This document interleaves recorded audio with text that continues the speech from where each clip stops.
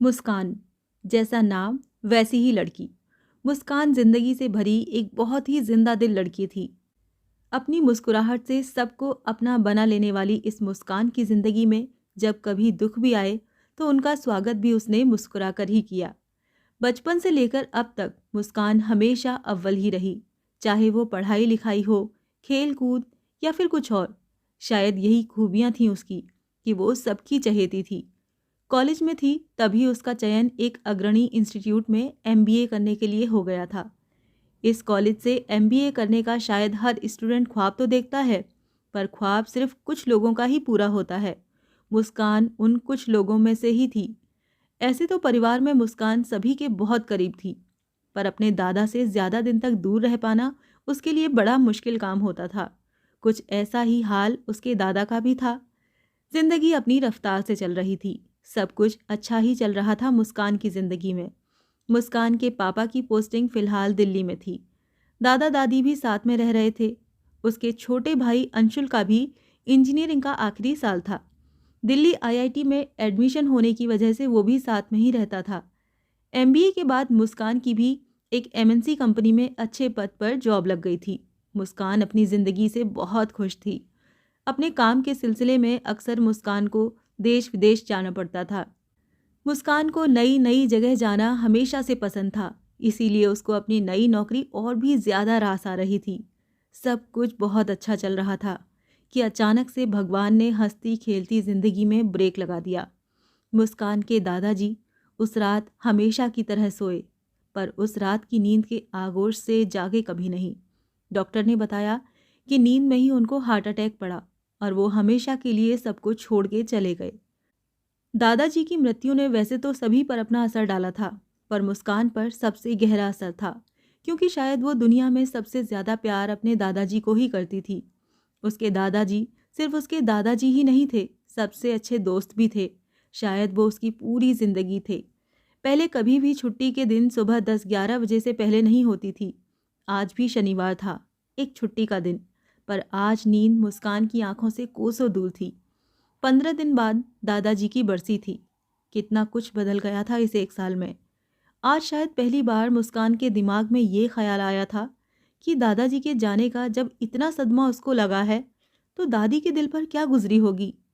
आज अचानक उसको खुद पर गुस्सा आ रहा था कि इस एक साल में उसने कभी दादी को उतना वक्त नहीं दिया जितना कि देना चाहिए था।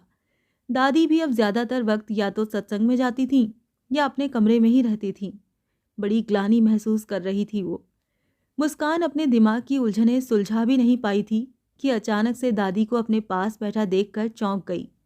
दादी बड़ी ही अर्थपूर्ण नज़रों से मुस्कान को देख रही थीं। मुस्कान को ऐसा लगा कि जैसे दादी ने उसके दिमाग की सारी उलझनें पढ़ ली हों और उसकी चोरी दादी ने पकड़ ली हो। दादी की मुस्कुराहट से मुस्कान को कुछ तसल्ली हुई। दादी ने ही चुप्पी तोड़ी। किस सोच में डूबी हुई है तू, वो भी इतनी सुबह सुबह? कुछ नहीं दादी, बस सोच रही थी कि इस एक साल में कितना कुछ बदल गया है, और जब मुझे इतना सदमा लगा है तब आप पर क्या बीती होगी। मैंने आपको सही से टाइम भी नहीं दिया ना दादी। मुस्कान ये कहते कहते रो पड़ी। दादी ने बड़े प्यार से उसको संभाला। दादी की बात सुनकर मुस्कान की मुस्कान वापस आ गई। दादी बोली, आज जब तूने ये बात छेड़ ही दी है तो आज मैं तुझे अपनी ज़िंदगी के तमाम राज बताऊंगी। तू नहा धोकर तैयार हो जा। नाश्ता आज हम साथ में करेंगे, मेरे कमरे में। दादी की बात सुनकर मुस्कान सोच में पड़ गई कि ऐसे कौन से राज हैं दादी की ज़िंदगी में। पर जो भी राज हों, वो बहुत उत्सुक हो रही थी उनको जानने के लिए। मुस्कान फटाफट तैयार होकर दादी के कमरे में पहुंच गई। हर तरीके का ख्याल उसके दिमाग में आ जा रहा था, पर वो समझ नहीं पा रही थी कि राज क्या हो सकते हैं दादी के। दादी ने बड़े प्यार से उसके साथ नाश्ता किया। मुस्कान को लगा कि आज पहली बार पोहा इतना स्वादिष्ट लग रहा है। नाश्ता खत्म करने के बाद दादी ने खुद बात शुरू की। दादी ने बातों का सिरा वहीं से पकड़ा जहां मुस्कान के कमरे में छोड़ा था। तू यही सोच रही थी ना कि तेरे दादाजी के जाने के बाद मैं अकेले कैसे रहती हूँ? मुस्कान अपनी दादी की साफ गोई की हमेशा से कायल रही है। वो कभी भी रिश्तों या बातों को उलझाती नहीं थी। साफ बात करने में वो यकीन रखती थीं। दादी ने मुस्कान की सारी मुश्किलें आसान कर दी थीं। दादी ने किसी महान दार्शनिक की तरह अपनी बात शुरू की और मुस्कान मंत्रमुग्ध सी उनको सुनती रही। दादी बात करते करते कब वर्तमान से अतीत में खो गई, पता ही नहीं चला। ये बात बरसों पुरानी थी, जब सिंधुजा यानी दादी और कमल यानी दादाजी दोनों जेएनयू में पढ़ते थे। सिंधुजा जितनी खूबसूरत थी उतनी ही प्रतिभाशाली भी थी। एक दिन वहाँ वाद विवाद प्रतियोगिता हुई, जिसमें कमल और सिंधुजा को एक दूसरे के सामने ला खड़ा किया। प्रतियोगिता तो सिंधुजा ने जीत ली थी, पर अपना दिल हार चुकी थी। कमल हार के भी जीत गए थे। सिंधुजा से बढ़कर अब उनके लिए कुछ भी नहीं था। क्लासरूम की मुलाकातें कब कैंटीन तक पहुंच गईं, दोनों को पता ही नहीं चला। धीरे धीरे ये साथ बढ़ता ही गया। ज़्यादातर वक्त अब दोनों का साथ ही गुजरता था। वक्त की रफ्तार तब और तेज़ हो जाती है जब हम उसको थामना चाहते हैं। कुछ ऐसा ही कमल और सिंधुजा के साथ हो रहा था। देखते ही देखते वो कॉलेज के आखिरी साल में पहुंच गए थे। एक दिन जब सिंधुजा क्लास में पहुंची तो उसकी आंखों की लाली किसी से छुपी नहीं थी। सबको लगा कि शायद वो बीमार है, पर कमल किसी अनहोनी मात्र की कल्पना से सिहर उठा। जब दोनों कैंटीन गए तो सिंधुजा की खामोशी कमल के बर्दाश्त के बाहर हो रही थी। बहुत पूछने पर उसने बताया कि उसके माँ बाप दिल्ली आए हुए हैं। वो दिल्ली में उसके लिए कोई रिश्ता देखने आए हैं। शाम में ही सिंधुजा को उस लड़के से मिलने भी जाना था। ये सुनकर कमल को एक बार तो लगा कि मानो किसी ने उसे नींद से जगा दिया हो। सच तो ये था कि उन दोनों ने ही इस तरफ कभी सोचा ही नहीं था। कमल ने सिंधुजा से सिर्फ एक ही बात कही, सिंधु, अगर मुझ पर और हमारे प्यार पर भरोसा हो तो सिर्फ 1 साल मुझे दे दो। मैं इस काबिल बन जाऊंगा कि तुम्हारे घर वालों को हमारी शादी से कोई ऐतराज नहीं होगा। सिंधुजा ये सुनते ही एक नई ऊर्जा से भर गई। उसको अब पता था कि घर वालों से क्या बोलना है। वो दोहरे विश्वास के साथ हॉस्टल वापस आईं। शाम को जब उसके माँ बाप उसको लेने आए तो उसने साफ बोल दिया कि वो अगले 2 साल तक शादी नहीं करेंगी। पढ़ाई खत्म करने के बाद उसने आगे की पढ़ाई और नौकरी की इच्छा जाहिर की। माँ बाप को पहले तो लड़की का नौकरी के बारे में सोचना थोड़ा अजीब लगा, पर सिंधुजा को उनको मनाने में ज़्यादा वक्त नहीं लगा। अब बारी थी कमल और सिंधुजा की खुद को साबित करने की। कमल का शुरू से सपना था प्रशासनिक अधिकारी बनके देश की सेवा करने का। सिंधुजा का सपना सिर्फ कमल था। वक्त एक बार फिर तेजी से भागने लगा। आखिर वो दिन भी आ ही गया। अब कॉलेज की जिंदगी खत्म हो चली थी। परीक्षा परिणाम घोषित हुआ तो सिंधुजा ने अंग्रेजी साहित्य में यूनिवर्सिटी में टॉप किया था। कमल के भी सभी विषयों में अच्छे अंक थे। सिंधुजा जब लखनऊ वापस जा रही थी तब बस एक ही आशा थी उसकी, कमल को भगवान उसकी किस्मत की लकीरों में लिख दे। कमल जब सिंधुजा को ट्रेन में बिठा के लौटा तो बस एक ही सपना था, जल्द से जल्द दोनों शादी के पवित्र बंधन में बंधकर अपने नए जीवन की शुरुआत करें। भगवान शायद इन दोनों के मासूम निश्चल प्रेम के आगे झुक गए। 6-7 महीने बाद ही कमल का चयन इंटरव्यू के लिए हो गया। सिंधुजा को जब ये पता चला उसकी खुशी का ठिकाना ही नहीं था। कमल को अपनी मेहनत पर पूरा विश्वास था। आखिर उसका विश्वास जीत गया। कमल का चयन विदेश सेवा के लिए हुआ। शुरू में कमल के घर वालों ने कमल और सिंधुजा के रिश्ते को स्वीकार नहीं किया, पर जब दोनों अड़ गए तो अंततः उनको इन दोनों की शादी करवानी ही पड़ी। विदेश सेवा में जल्दी ही कमल को यूरोप जाने का मौका मिला। दोनों काफ़ी समय वहाँ रहे। मतलब आपकी लव मैरिज थी दादी? मुस्कान ने हैरत से पूछा। ये सुनते ही दादी शर्माई, जैसे वो 72 साल की बुजुर्ग महिला न होकर 22 साल की लड़की हों। अच्छा, तो ये था आपका राज? आप लोग इंडिया वापस कब आए? जल्दी बताइए ना दादी, मुझे पूरी कहानी सुननी है। मुस्कान ने प्यार से दादी के गले में बाहें डालते हुए कहा, अरे सांस तो लेने दे। शादी के 5 साल बाद पदम यानी तेरे पापा का जन्म हुआ, तब हम वापस आए, क्योंकि हमको अपने बच्चे भारतीय संस्कृति में पालने थे। वैसे ये कहानी वो राज नहीं थी जिसकी मैं बात कर रही थी। राज अभी बाकी है बेटा। ये सुन के मुस्कान की उत्सुकता और बढ़ गई। अब उसको एकदम समझ नहीं आ रहा था कि आखिर क्या राज है उसकी दादी के पास। दादी की आवाज़ से उसकी तंद्रा टूटी। दादी एक एल्बम लेकर उसके सामने खड़ी थीं। मुस्कान ने तुरंत दादी के हाथ से वो भारी भरकम एल्बम ले लिया। मुस्कान को अपनी आंखों पर यकीन नहीं हो रहा था। दादी जीन्स में थी। यूरोप की अलग अलग जगहों पर वो दादा के साथ थीं। सच में दोनों साथ में कितने प्यारे लग रहे थे। मुस्कान ये सोचकर फिर उदास हो गई कि दादा के जाने के बाद वो अपना अकेलापन उम्र के इस पड़ाव पर अकेले कैसे झेल रही थीं। दादी, आप दादू को बहुत मिस कर रही हैं ना? मुस्कान ने दादी की गोद में सिर रखते हुए पूछा। दादी शायद उसकी मनोस्थिति भांप गईं।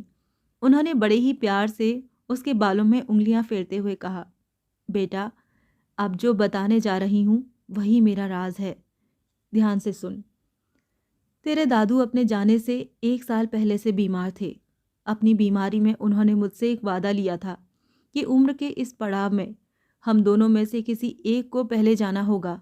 जो भी यहाँ अकेला बचेगा वो अपनी बची हुई जिंदगी खुश होकर पहले की भांति ही बिताएगा, न कि डिप्रेशन का शिकार होकर।